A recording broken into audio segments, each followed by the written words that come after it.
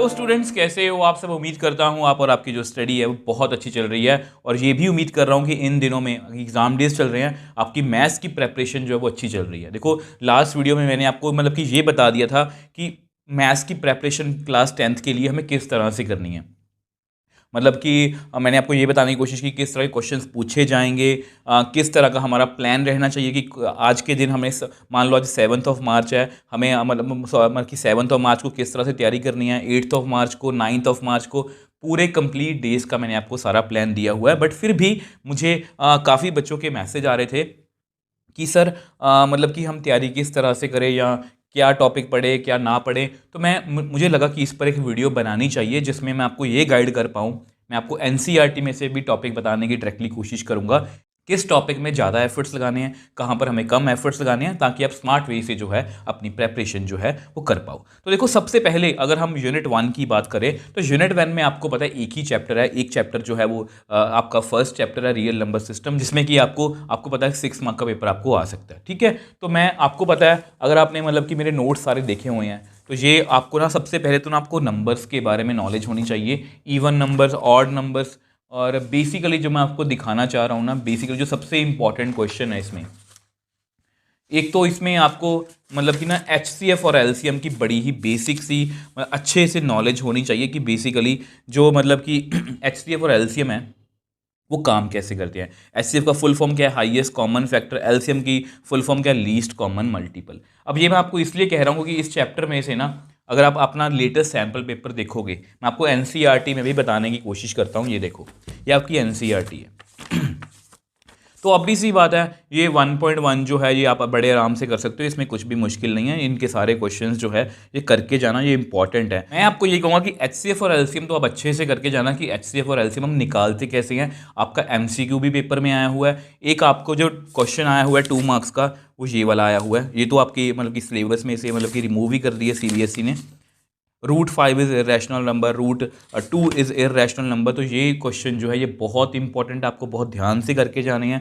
मतलब ये ना आपको आ सकता है, क्योंकि देखो एक ही चैप्टर है एक यूनिट में, तो एक तो ये क्वेश्चन आप करके ही जाना कि इरेशनल नंबर वाला, कि प्रूव करो कि ये इरेशनल नंबर है।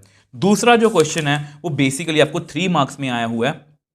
अगर मैं आपको नई एनसीईआरटी में दिखाना चाहूँ, देखो एक ना क्वेश्चन है ये वाला, ये बेसिकली पुरानी एनसीईआरटी में 1.2 में है, पुरानी जो नई एनसीईआरटी है उसमें ये 1.1 में है।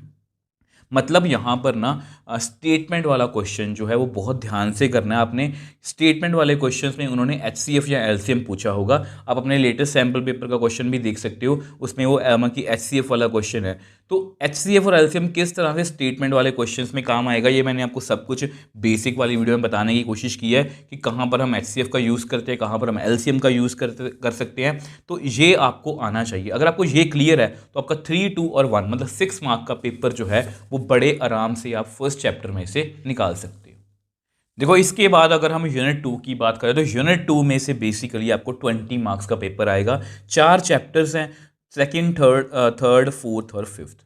तो इजी चैप्टर्स हैं, बट इसमें से आपको इस बात का ध्यान रखना कि क्वेश्चंस जो हैं, अगर आप लेटेस्ट सैम्पल पेपर देखोगे, अच्छे खासे लेवल के क्वेश्चन हैं, तो बहुत ध्यान से करना है। तो चैप्टर सेकंड मतलब पॉलिनोमियल की बात करते हैं। तो पॉलिनोमियल में बेसिक आपको वेरिएबल्स, कांस्टेंट, कोफिशिएंट, एक्सपोनेंट, देखो ये सारा ना बेसिक है आपका कि पॉलिनोमियल होती क्या है, क्वाड्रेटिक के रूट्स में कि उनमें आपस में क्या रिलेशन होता है, product of roots, sum of roots, product of roots, ये क्यूबिक की पॉलिनोमियल है। वैसे क्वाड्रेटिक जो है इसके ज़्यादा क्वेश्चन इंपॉर्टेंट है। अगर मैं आपको एनसीईआरटी में बताऊं तो 2.1 में से ये आपको क्वेश्चन नॉर्मली आ जाता है कि इसके जीरोस बता दो। ठीक है, अगर ये नहीं आया तो आपको इस तरह का कोई एमसीक्यू आ सकता है, इसका सम ऑफ रूट्स बता दो, प्रोडक्ट ऑफ रूट्स बता दो। और ना एक दो क्वेश्चंस कुछ ऐसे हैं आपकी एनसीईआरटी में नहीं है, मैं आपको बार बार बोल रहा हूँ। देखो 2.3 तो एनसीईआरटी ने डिलीट कर दी है।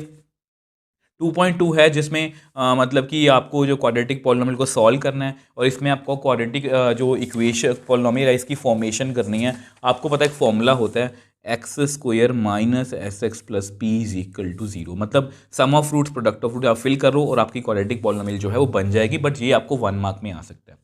तो अगर हम मतलब कि अगर आप लेटेस्ट सैम्पल पेपर देखोगे, इसमें आपको अराउंड, देखो यहाँ पर 4 मार्क्स का पेपर आपको चैप्टर 2 में से आ सकता है। और जो क्वेश्चन आया हुआ है ना वो इस तरह का है कि आपको ना क्वाड्रेटिक पॉलिनोमियल गिवन है इस तरह से। ठीक है, आप इसकी ऑब्वियस सी बात है सम ऑफ रूट्स और प्रोडक्ट ऑफ रूट्स निकाल सकते हो। उन्होंने इसकी वैल्यू पूछी है, alpha square plus beta square, alpha की पावर -1 बीटा की पावर -1। तो इस तरह के क्वेश्चन आपको 3-4 मार्क्स में आ सकते हैं। यहाँ पर आप एक फॉर्मूला लगा सकते हो, अल्फ़ा प्लस बीटा का होल स्क्वायर -4 अल्फ़ा, सॉरी यहाँ पर कितना आएगा, यहाँ पर आएगा -2 अल्फ़ा बीटा। ठीक है, तो ये वाला फॉर्मूला जो है आप लगा सकते हो और डायरेक्टली यहाँ पर वैल्यू फिल कर लेना। ये भी कुछ इस तरह से मतलब लिख के जो है वो आपका हो जाएगा beta plus alpha divide by alpha beta.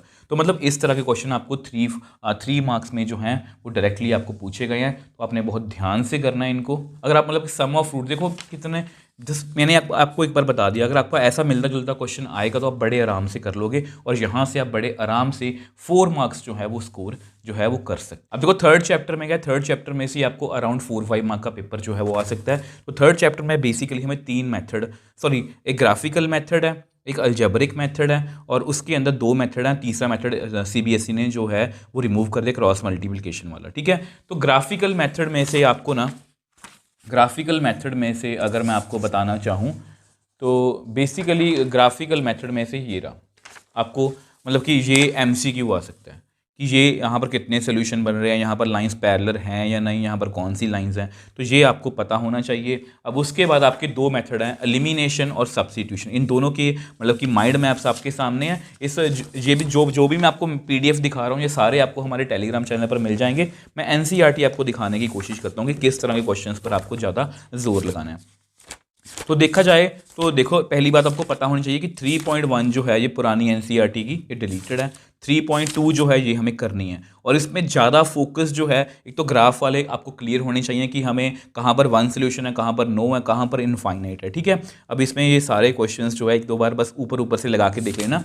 जो करने वाले हैं बेसिकली वो आगे जाके हैं, जिसमें सब्स्टिट्यूशन मेथड है। सब्स्टिट्यूशन मेथड में जितने भी स्टेटमेंट वाले क्वेश्चंस हैं, देखो जितने भी ये स्टेटमेंट वाले क्वेश्चंस हैं तो ये जरूर आपको करके जाने हैं। ये बहुत बहुत बहुत इंपॉर्टेंट है। ये आपको 3-4 मार्क के अंदर आ सकते हैं, 3.4 भी आपको है। अब इसमें भी जितने स्टेटमेंट वाले क्वेश्चन आप करके जाना। इसके बाद आपकी कोई भी एक्सरसाइज जो है वो पुरानी एनसीईआरटी में ये डिलीटेड है, ये वाला मेथड जो है डिलीटेड है और इसमें कुछ भी नहीं है। बस मेनली मैं आपको यही कहूँगा कि अगर आप मतलब कि स्टेटमेंट वाले क्वेश्चंस कर जाते हो तो आप बड़े ही मतलब कि आराम से जो है वो प्रेपरेशन कर सकते हो। अगर हम एमसीक्यू की बात करें तो इस चैप्टर में से आपको ये क्वेश्चन आया हुआ है। ऑब्वियसली पता है ये लाइंस पैरेलल हैं, अगर लाइंस पैरेलल हैं तो किस तरह का रिलेशन होता है ये आपको पता होना चाहिए। और जो आपका मतलब कि यहाँ पर क्वेश्चन आया हुआ है 3 मार्क्स में, वो 2 डिजिट वाला आया हुआ है कि 2 डिजिट का नंबर और उसको रिवर्स करने पर डिजिट्स का सम जो है 66 है। डिजिट्स में डिफरेंस जो है वो 2 नंबर्स का है। तो इस तरह से आप क्वेश्चन कर सकते हो और आपको एक ऑप्शन भी आई हुई है, इस तरह का क्वेश्चन आया हुआ है आपको पेपर में। मैं जस्ट आपको ऊपर ऊपर से बता रहा हूँ कि इस तरह का क्वेश्चन आया हुआ है तो किस तरह सॉल्व करेंगे। आपने क्या करना है, 1/√x को m लिख लेना है, 1/√y को n लिख लेना है। तो ये इक्वेशन कितनी बनेगी 2m, ये कितनी बनेगी 3n = 2, ये 4m - 9n = -1। दोनों को सॉल्व कर लेना, m और n की वैल्यू आ जाएगी। उसके बाद m को इसके बराबर रख के x की वैल्यू निकाल लेना। तो इस तरह से हम चैप्टर 3 में से भी 4 मार्क्स का पेपर जो है वो निकाल सकते हैं। अब देखो इसके बाद अगर हम चैप्टर नंबर 4 की बात करें तो इसमें से भी आपको 6 to 7 मार्क्स का पेपर जो है वो आ सकता है। तो ये आपका मतलब कि चैप्टर 4 का रोड मैप है जो हमने पढ़ना है। इसमें हमने रिकॉग्निशन फॉर्मेशन पढ़नी है, यहाँ से आपको एमसीक्यू आ सकता है। मेथड ऑफ फैक्टराइजेशन से आपको एमसीक्यू, डिस्क्रिमिनेंट मेथड से भी आपको एमसीक्यू आ सकता है। और इस बार के लेटेस्ट सैम्पल पेपर में भी आया हुआ है कि रूट्स जो हैं वो रियल है या नहीं। अगर मैं आपको दिखाना चाहूँ, ये देखो बेसिकली ये कुछ ऐसा है कि आपको क्वाड्रेटिक फॉर्मूला ये पता होना चाहिए। अगर डिस्क्रिमिनेंट की वैल्यू 0 से बड़ी है तो रूट्स 2 डिस्टिंक्ट रूट्स हैं, अगर 0 से बड़ी है तो 2 रियल रूट्स इक्वल हैं, अगर नो रियल रूट्स। ठीक है, अब क्वाड्रेटिक को सॉल्व कैसे करते हैं उसका सारा माइंड मैप मैंने यहाँ पर बनाया हुआ है। अगर आपको ये आता है, देखो मैं आपको यही कहूँगा कि इसमें आपको ये तो करना ही है। और अगर मैं आपको बताना चाहूँ एनसीईआरटी में, ठीक है, एनसीईआरटी में ना आपको 4.1 बहुत अच्छे से करनी है। और मैं आपको ना बार बार यहाँ पर मुझे जोर लगा रहा हूँ कि आपने जो क्वेश्चन, जैसे ये वाला क्वेश्चन है, स्टेटमेंट वाले क्वेश्चन जितने भी हैं, ठीक है, ये आपने बहुत अच्छे से करने हैं। 4.2 कंप्लीटली आपको क्वाड्रेटिक की जो इक्वेशन जो है फैक्टराइजेशन से सॉल्व करनी आनी चाहिए। बट उसके साथ साथ आपको ये जो स्टेटमेंट वाले क्वेश्चन है ये बहुत ध्यान से करने हैं। 3 जो है ये बेसिकली CBSE ने पुरानी NCERT से डिलीट कर दी है। 4.3 की जगह पर 4.4 जो है ये आपको मतलब कि करके जानी है, जिसमें रूट्स के बारे में बताया हुआ है कि नेचर ऑफ रूट्स बता दो, ये के की वैल्यू बता दो, अगर डिस्क्रिमिनेंट की वैल्यू इतनी है तो मैं आपको यही कहूँगा, जैसे ये मोटर बोट वाला क्वेश्चन है, ये बेसिकली 4.3 का पार्ट है, बट उन्होंने क्या किया है, ये क्वेश्चन डायरेक्टली आपको सैम्पल पेपर में सेम क्वेश्चन आया हुआ है। तो मैं आपको यही कहूँगा कि देखो यहाँ पर सिर्फ फ़र्क क्या है, यहाँ पर मेथड कंप्लीटिंग स्क्वायर वाला मेथड है, उससे नहीं हमें करना, बट ये क्वेश्चन आपको 4.3 का मतलब कि ये आपको करके जाना चाहिए। ऐसे क्वेश्चंस आपको 5 मार्क्स में डायरेक्टली आ सकते हैं। तो अगर आप इस तरह से करोगे तो आप यहाँ से भी 6 to 7 मार्क्स जो है वो स्कोर कर सकते हो। और चैप्टर 5 की अगर हम बात करें तो चैप्टर 5 आपका ईजीएस्ट चैप्टर आप बोल सकते हो। मतलब इन दोनों चैप्टर्स में कि बाकी सारे चैप्टर्स में से चैप्टर 2 और चैप्टर 5 ज़्यादा ईजी है। मतलब यहाँ से आपको 10 मार्क्स स्कोर करना ईजी है। ये मैं मुश्किल इसलिए बोल रहा हूँ कि कई बार बच्चे स्टेटमेंट वाले क्वेश्चंस में उलझ जाते हैं। अब इसमें क्या है कि ये AP है, इसमें हमें AP के बारे में पढ़ना है, NS टर्म का फॉर्मूला पढ़ना और सम ऑफ n टर्म्स ऑफ मतलब कि मैं आपको दिखाई देता हूँ। देखो ये वाले फॉर्मूलास हमें करने हैं, सम ऑफ n टर्म्स और NS टर्म हमें पढ़नी है, ठीक है। अगर मैं आपको NCERT में दिखाना चाहूँ तो NCERT में बेसिकली आपको ध्यान से देखना, ये 5.1 जो है ये आपको कंप्लीट कर लेनी है, ठीक है। इसमें सारे मतलब कि बेसिक से क्वेश्चन है। 5.2 में आपको NS टर्म वाले जितने भी क्वेश्चंस हैं ये सारे प्रैक्टिस कर लेना। और ये मैं इसलिए बोल रहा हूँ क्योंकि अगर आप लेटेस्ट सैम्पल पेपर देखोगे उसमें केस स्टडी का क्वेश्चन इसमें से आया हुआ है।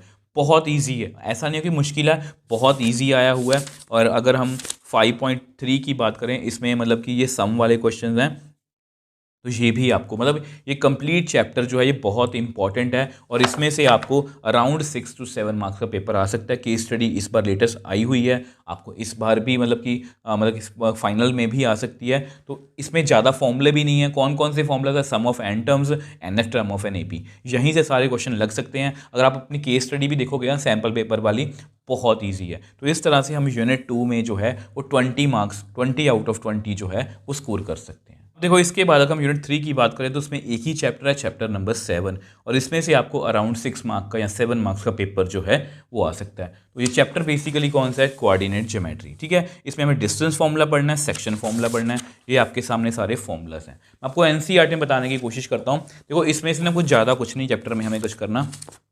देखो 7.1 जो है ये बेसिकली सारी डिस्टेंस फॉर्मूला के रिलेटेड है, और आपको सारे क्वेश्चन जो है वो NCERT के कर लेने हैं कि डिस्टेंस फॉर्मूला के अलग अलग तरह से किस तरह से क्वेश्चंस पूछे जा सकते हैं। कोई पॉइंट Y एक्सिस पर कैसा होता है, कोई पॉइंट X एक्सिस पर कैसा होता है, ऐसे क्वेश्चंस आपको आ सकते हैं। ये सेक्शन फॉर्मूला के रिगार्डिंग क्वेश्चन आ सकते हैं। रेशो निकालनी आ सकती है आपको, या रेशो दी होगी तो पॉइंट निकालना आपको आ सकता है। और इसमें आपको पता है कि आपकी 7.3 और 7.4 जो ऑप्शनल है वो कम्प्लीटली नई NCERT से डिलीटेड है, तो इसलिए आपको 7.1 और 7.2 ही करनी है। और इसमें मतलब कि मैं आपको एक बात बता देता हूँ कि इसमें से आपको केस स्टडी भी आई हुई है।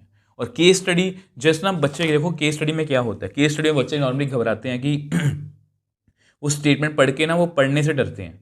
अगर आप ध्यान से वो केस स्टडी पढ़ो, वो इतनी इजी है कि जस्ट डिस्टेंस फॉर्मूला पूछा हुआ है, सेक्शन फॉर्मूला पूछा हुआ है, डिस्टेंस फॉर्मूला पूछा हुआ है, सेक्शन फॉर्मूला पूछा हुआ है। जस्ट एक प्लेग्राउंड बनाया हुआ है, उन्हें पोजीशन लिखी हुई है प्लेयर्स की, तो वो बस डिस्टेंस फॉर्मूला, सेक्शन फॉर्मूला यही कुछ पूछ रहे हैं। मतलब इस तरह से अगर आप बेसिक सी नॉलेज के साथ, मतलब अगर आप डिस्टेंस फॉर्मूला, सेक्शन फॉर्मूला आपको अच्छे से पता है ना, तो आप वो MCQ और प्लस आपकी जो केस स्टडी है वो बड़े आराम से कर सकते हो, और आपके 7 मार्क्स की तैयारी जो है वो यहाँ से हो सकती है। अब देखो अगर हम नेक्स्ट यूनिट की बात करें तो नेक्स्ट यूनिट है यूनिट नंबर 4। इसमें से आपको 15 अराउंड मार्क्स जो है पेपर आ सकता है। 2 चैप्टर हैं, 6th और 10th। 6th कौन सा है? ट्रायंगल्स। 10th कौन सा आपका?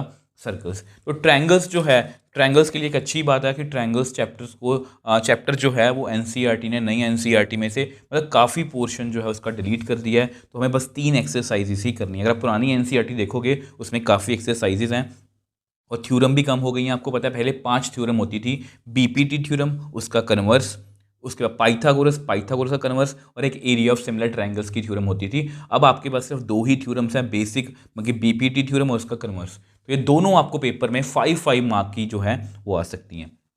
तो अगर मैं आपको NCERT में दिखाना चाहूँ तो बेसिकली NCERT जो है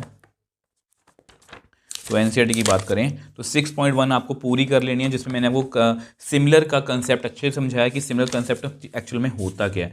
तो 6.1 थ्योरम आपके बीपीटी थ्योरम है, ये आपको बेसिक में हमारी मिल जाएगी। मैंने थ्योरम को बहुत अच्छे से याद करने का तरीका बताया हुआ है आपको, और उसका कन्वर्स पार्ट। अब इसके रिगार्डिंग कुछ क्वेश्चन है, ये क्वेश्चन बहुत इंपॉर्टेंट है। आई नो ये थोड़े से मुश्किल भी लग सकते हैं, बट ये आपको करके जाने चाहिए, क्योंकि थ्योरम आप देखो, मैं आपको अपना एक्सपीरियंस बता रहा हूँ।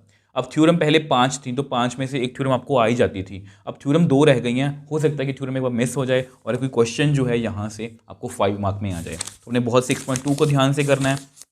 कोई थ्योरम यहाँ पर ये जो जितनी भी थ्योरम्स हैं, इनके बस आपको रिजल्ट याद रखने हैं और कुछ नहीं है। वो सब रिजल्ट आपको हमारी बेसिक्स वाली वीडियो में मिल जाएंगे। 6.3 के सारे क्वेश्चंस आपको करने हैं। तो ये आपको अराउंड 6 to 7 मार्क्स का पेपर यहाँ से आ सकता है। इसके बाद जितने भी एक्सरसाइज हैं 6.4, 6. आपकी जो 5 है, 6.6 ऑप्शनल, ये सारी डिलीटेड हैं। तो चैप्टर छोटा हो गया है, इसलिए आप एफर्ट्स कर सकते हो, ताकि हम मतलब कि इसमें जो है वो आगे जो है वो मेहनत कर पाएँ। अब इसके बाद जो अगला चैप्टर है वो आपका 10th चैप्टर, ठीक है। 10th चैप्टर में से ही आपको 6 to 7 मार्क्स का पेपर आ सकता है। टेंजेंट वाली थ्योरम आपको करके जानी है। इसमें से ये सारे इंपॉर्टेंट पॉइंट, 10.1 कुछ भी नहीं है, 10.2 जो है वो मेन करने वाली है। इसमें ये वाली थ्योरम आप करके जाना, इसका प्रूफ आपको हमारे चैनल पर मिल जाएगा। 10.2 के जितने भी क्वेश्चन हैं ये बहुत बहुत बहुत इंपॉर्टेंट है। सर्कल के बारे में भी जितनी सारी इंफॉर्मेशन है, देखो सर्कल के बारे में ना मैंने आपको बहुत कुछ बताया हुआ है। थ्योरम के बारे में मैंने आपको बताया हुआ है, ये सारा बेसिक बताया हुआ कि सेंटर, सर्कल, कॉर्ड किसको बोलते हैं। तो ये आपको अगर कर जाओगे, मतलब ये वाले क्वेश्चन ना, ये कोई भी छोड़ के मत जाना। एक ही एक्सरसाइज है, अराउंड 13 क्वेश्चन है। अगर आप ये 13 क्वेश्चन कर लोगे, और ट्रायंगल्स की 2 एक्सरसाइज है 6.2, 6.3, अगर आप अच्छे से कर लेते हो, तो यहाँ से भी आपके 15 मार्क्स जो हैं वो बड़े आराम से कवर हो जाएंगे। तो अगर मैं बात करूँ कि ट्रायंगल चैप्टर में से देखो आपको 5 मार्क का क्वेश्चन आ सकता है, और 1-2 आपको MCQ आ सकते हैं। सेम वे से सर्कल वाले चैप्टर में से भी आपको 2-3 मार्क्स में भी क्वेश्चन आ सकता है, 3 मार्क्स में भी आ सकता है, 2 मार्क्स में भी आ सकता है, और 1 या 2 MCQ आ सकते हैं। तो इस तरह के क्वेश्चंस आपको मतलब कि आ सकते हैं। मैं आपको जस्ट आपको आइडिया देने की कोशिश कर रहा हूँ। अब देखो, अगर हम नेक्स्ट यूनिट की बात करें, वो है मतलब कि ट्रिग्नोमेट्री और सम एप्लीकेशंस ऑफ ट्रिग्नोमेट्री। ये दोनों टॉपिक बहुत इंपॉर्टेंट है। इसमें से आपको अराउंड 12 मार्क्स का पेपर आ सकता है। अगर मैं आपको क्वेश्चंस NCERT में बताने की कोशिश करूं, तो ये देखो, ये आपकी पुरानी NCERT है, ठीक है। तो पुरानी NCERT के अकॉर्डिंग अगर मैं बताऊं आपको, तो इसमें ना आपको बेसिक मतलब ट्रिग्नोमेट्री कर लेना, वो आपको हमारे चैनल पर मिल ही जाएगा। अब इसमें ना बेसिकली आपको 8.1 बहुत अच्छे से करनी है। इसमें आपको साइन ए, कॉस ए की वैल्यू निकालनी आनी चाहिए, किस तरह से ये काम करता है। क्योंकि इसमें से ना आपको, अगर मैं आपको सैम्पल पेपर में बताना चाहूँ, तो इसमें से एक्चुअल में आपको जो है वो 3 मार्क का क्वेश्चन आ सकता है, ठीक है। ट्रिग्नोमेट्री में से 2 मार्क्स का जो है वो पेपर मतलब कि क्वेश्चन आ सकता है, और बाकी आपको 1-2 MCQ आ सकते हैं। मतलब इसमें से ना ज़्यादातर क्वेश्चन आने के चांसेस हैं 3, 2 और 1, ठीक है। ये आ सकते हैं सारे। आपको इसकी टेबल आपको याद कर लें। टेबल याद करने की टेक्निक मैंने आपको बताई हुई, किस तरह से याद करेंगे। ये सारे क्वेश्चन इंपॉर्टेंट है, ज़्यादा क्वेश्चन नहीं है NCERT में।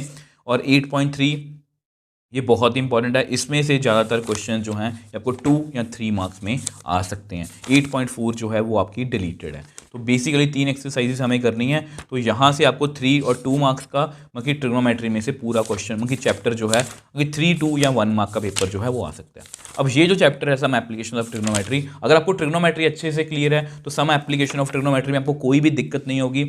सम एप्लीकेशन ऑफ ट्रिग्नोमेट्री में अगर आप गिन के चलो तो 16 क्वेश्चन है, और इसमें मैं आपको लिख के दे देता हूँ, केस स्टडी पक्का है। सम एप्लीकेशन ऑफ ट्रिग्नोमेट्री में से आपको केस स्टडी पक्का आएगी, इसलिए आपने बहुत ध्यान से करना है इसको, क्योंकि इसकी जो केस स्टडी है वो ज़्यादा मुश्किल नहीं होगी। अगर आपको देखो, मैं आपको ये कह रहा हूँ, मैं ये नहीं बोला कि NCERT में से केस स्टडी आ जाएगी, बट अगर आप ये सारे क्वेश्चंस कर जाते हो, जैसे ये 16 क्वेश्चन है, अगर आप ये सारे क्वेश्चंस कर लेते हो, तब आपको पता लग जाएगा कि किस लेवल के क्वेश्चन आ रहे हैं। और मैंने इसको बहुत इजी तरीके से समझाया हुआ है। तो अगर आप वो कर लेते हो ना, तो आपकी केस स्टडी जो है, ये मान के चलो कभी पक्का जो है वो निकल जाएगी, और आप बड़े आराम से इसमें से भी 12 मार्क्स जो है वो स्कोर कर सकते हो। अब देखो, इसके बाद अगर हम यूनिट 6 की बात करें, तो नॉर्मली ये यूनिट बच्चों को मुश्किल लगता है, बट मैं आपको एक अच्छी बात बता देता हूँ कि NCERT ने इनमें से काफ़ी कुछ डिलीट कर दिया, CBSE ने। तो इसलिए इन चैप्टर्स को हम थोड़ा सा कोशिश कर सकते हैं कि इसमें अच्छे मार्क में 10 मार्क्स हैं स्कोर कर सकते हैं। तो ध्यान से देखो, चैप्टर नंबर 11, पहली बात तो चैप्टर नंबर 11 आपका कंस्ट्रक्शन नहीं है। पहले वो पुरानी NCERT में कंस्ट्रक्शन हुआ करता था, बट ये पूरा चैप्टर डिलीटेड है। तो एरिया रिलेटेड टू सर्कल्स को हम चैप्टर नंबर 11 बोल रहे हैं यहाँ पर। अब इसमें से आपको 3, 4, अब 12.1 तो बिल्कुल ही नहीं है, तो 12.2 है। ठीक है, इसमें मैंने आपको ना एक ही पेज पर सारे फॉर्मूलास लिख के दिखाए हुए हैं। ये सारे फॉर्मूलाज हैं, area of minor sector, minor segment, मैंने सब कुछ आपको बताया हुआ है। अगर आपको ये अच्छे से क्लियर है ना, तो ये सारे क्वेश्चंस कर लेना। इसमें से आपको मतलब कि अराउंड 2-3 मार्क का क्वेश्चन और एक आधा MCQ जो है वो बड़े आराम से मिल जाएगा। ये पूरी एक्सरसाइज 12.3 है जो है वो हमें नहीं करनी है। अच्छी बात है कि CBSE ने रिमूव किया है, तो ये ऑब्वियसली बात है पेपर में तो नहीं आएगा, क्योंकि CBSE के ऑफिशियल सिलेबस में से भी ये डिलीटेड है। ठीक है, अब उसकी बात करें 13 चैप्टर मतलब का चैप्टर नंबर 12 जो सरफेस एरिया एंड वॉल्यूम्स है, तो इसमें भी NCERT ने काफ़ी कट लगाया हुआ है। आपको सिर्फ 13.1 करनी है और 13.2 करनी है। 13.3 जो है वो कन्वर्जन है कि किसी को मेल्ट करके दूसरे सॉलिड में बना दिया, तो ये पूरी नहीं करनी। और 13.4 जो फ्रस्टम वाली है वो भी हमें नहीं करनी, नॉर्मली बच्चों को मुश्किल लगती है। तो 13.1 और 13.2 करनी है। इसमें से आपको 2 ही एक्सरसाइजेज हैं देखो, और इसमें से आपको एक 5 मार्क का क्वेश्चन गारंटेड है मिल जाएगा।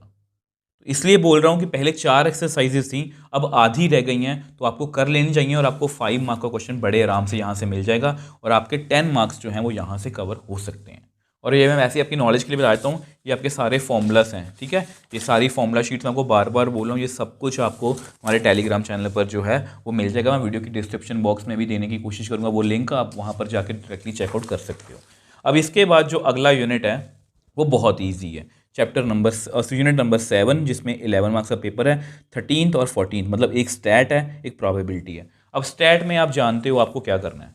ठीक है, स्टैट में अगर मैं आपको NCERT में दिखाना चाहूँ तो आपको मीन पढ़ना है। ठीक है, मीन पढ़ना है, मीडियन पढ़ना है, 14.1 करनी है, 14.2 करनी है, और आपको 14.3 करनी है, और इसमें 14.4 जो है वो मैं नहीं करनी। तो मीन मीडियन मोड आपको अच्छे से आना चाहिए। अब मैंने ना यहाँ पर आपको मीडियन के बारे में बहुत अच्छे से डिटेल में बताया था, मैं आपको दिखाने की कोशिश करता हूँ, क्योंकि नॉर्मली सारे फॉर्मूलाज तो आपको याद होते हैं।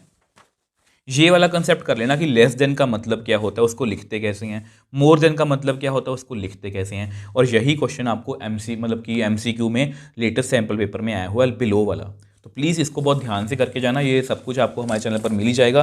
तो इसमें से आपको ना एक मतलब कि आप ये मान सकते हो, अगर मैं आपको बताना चाहूँ, एक आपको MCQ मिल जाएगा, एक आपको 3 मार्क का क्वेश्चन मिल जाएगा, एक आपको 5 मार्क का क्वेश्चन मिल जाएगा, तो आपको 9 मार्क्स का पेपर जो है वो आ सकता है। अब प्रोबेबिलिटी में कुछ खास नहीं रह गया इस चैप्टर में। इस चैप्टर में से कोई भी आपको 1-2 मार्क का कुछ भी आ सकता है। एक ही एक्सरसाइज हमें करनी है, वो कौन सी है, 15.1, 15.2 है ही नहीं है। तो इस तरह से अगर आप करके जाओगे तो देखो, ये मैंने आपको अपनी तरफ से कोशिश की है। देखो अल्टीमेटली देखो, मैं आपको गाइडेंस दे सकता हूँ, गाइड कर सकता हूँ कि ये पढ़ लो, ये ना पढ़ो, यहाँ पर ज़्यादा जोर लगाओ, यहाँ पर कम जोर लगाओ।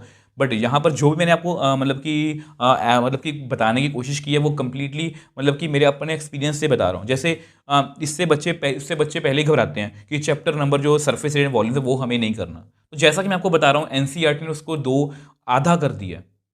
ट्रायंगल चैप्टर है, आधा कर दिया, क्यों ना हम उसको करके जाएं, क्यों ना हम उसको ट्राई करें। और बाकी जो प्लान है वो मैं सारा आपको दे चुका हूँ, वो आपको डिस्क्रिप्शन बॉक्स में लिंक मिल जाएगा कि इस तरह से हमें तैयारी जो है वो करनी है। तो लास्ट में आप सबके लिए ढेर सारी शुभकामनाएं। अगर आपको वीडियो अच्छी लगी है तो आप वीडियो को लाइक कर सकते हो, और नीचे कॉमेंट सेक्शन में भी लिख सकते हो कि नेक्स्ट वीडियो आपको कौन सी चाहिए। मैं जल्दी से जल्दी वो वीडियो आपके लिए लाने की कोशिश करूँगा। अल्टीमेटली मेरा और आप सबका मोटिव यही है कि आपका और आपका और आपके जितने फ्रेंड्स हैं सबका जो मैथ्स का पेपर है वो बहुत अच्छा हो।